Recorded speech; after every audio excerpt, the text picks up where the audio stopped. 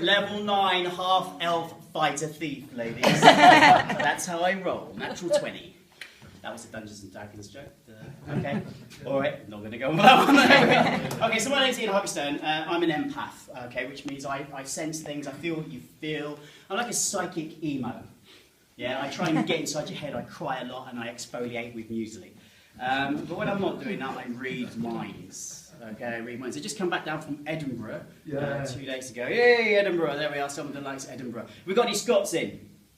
No, it's because it's 6 o'clock. The bar's over. Yeah. So who have we got in? Let's have a look who we've got in. We've got anybody who's from this area right here. Give me a cheer. Yeah. You're from a shopping centre. Brilliant. Okay, okay. Anybody from Derby? Yeah. Oh, you're the Derby massive in. Who's from further apart? Give me a word from further afield. Yay. Okay, where are you from, madam? Essex. Essex! Oh, a gift! Comedy gift. Thank you. Okay, anybody else? Parents. Somebody else from somewhere else. Who have we got? Yep.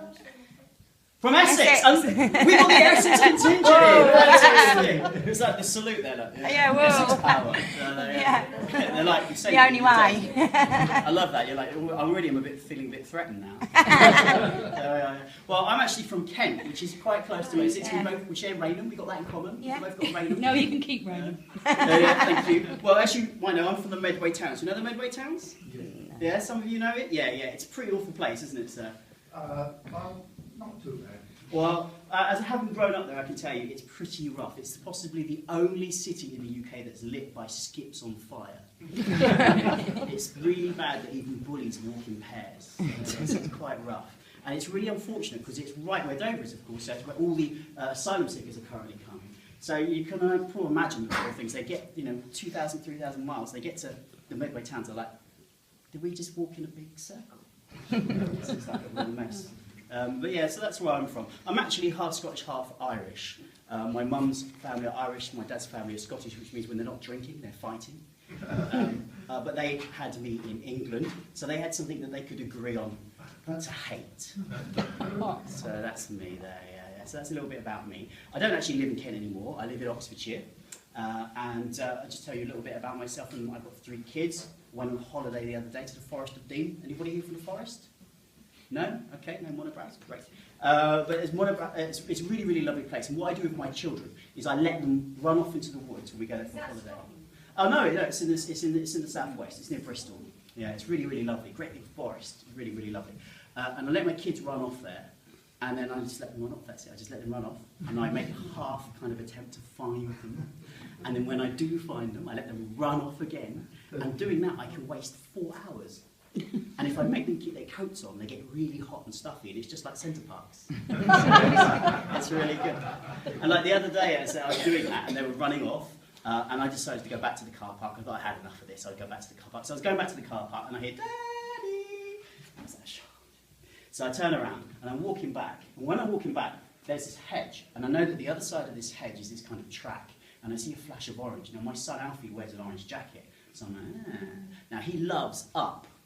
You all seen Up, kids? Yeah, seen the Pixar movie Up? Now, in Up, there's this dog, and he has a kind of little microphone, yeah, and he's got this really good voice. He kind of talks like this, doesn't he, like that? And when he first meets the people from Up, he says this, I can smell you, and my son really cracks up whenever he hears this line. So I got to the edge of the hedge, and I went, I can smell you, and I jumped out. Wasn't my son. Was a child, small child, about 5, I reckon. He was on a little bike, like training wheels, orange high-vis vest, looking at me like this. I'm looking at him. He's looking at me. I look up. I can see what I assume is his mother. She's about 200 yards away. She's doing that half-run, half-walk that parents do when they're not quite sure if their kid's in danger. She's like, Daniel! I looked at him again. And I ran. Now I realised this probably wasn't the best thing I could have done, but in my defence I panicked. So I ran into the woods on the other side of the track, and I'm running through the woods, and I'm like, oh, this is terrible. Already I'm running through the conversation they're having in my head, like, Daniel, what did that man say to you? He said he can smell me, Mummy. Oh my God. And then I literally trip over one of my own children hiding out. So I pick him up and I hold him aloft and I say, look, I have a child! Again, possibly not the best thing I could have done. all sorted now. Bonus, I met the local police. And now they use me as a psychic consultant in some of their cases, because I do psychic work for them. The other day at the Forest of Dean, I got asked to come down to a scene of a possible suspicious death. There was a man in a cottage lying in a pool of his own blood with a broken abacus next to him. And the detective inspector said, "Look, what do you make? What do you think?" So I kind of felt the aura of the room. I said, "I don't know. Something doesn't add up." It doesn't get any better than that, ladies and gentlemen. There we are. I told you the high point, so I'm coming back. There we are. Okay, so tonight what I'm going to do is I'm going to try and do some psychic work with you, and then we're going to move on to the main event, which is an audience with Ernesto. Ernesto is my spirit guide. He's a dead Mexican wedding singer from the 1970s. Now, you have to understand a couple of things about Ernesto. One, he can be quite churlish. He doesn't always come through very wild. And two, he tends to ignore people unless you he will concentrate, honestly, on the more female energy in the room. So please don't be upset if you ask a question and he just ignores you because you're male or just a bit plain looking. All right? So don't worry about it.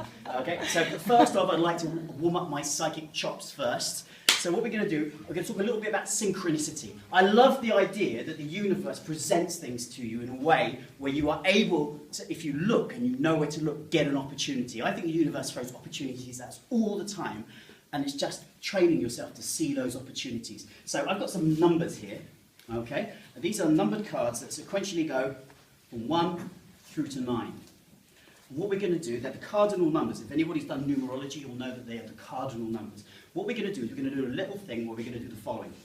I'm going to basically pick someone at the moment, and you're going to say one of two things. If you say pass, I just put the number down.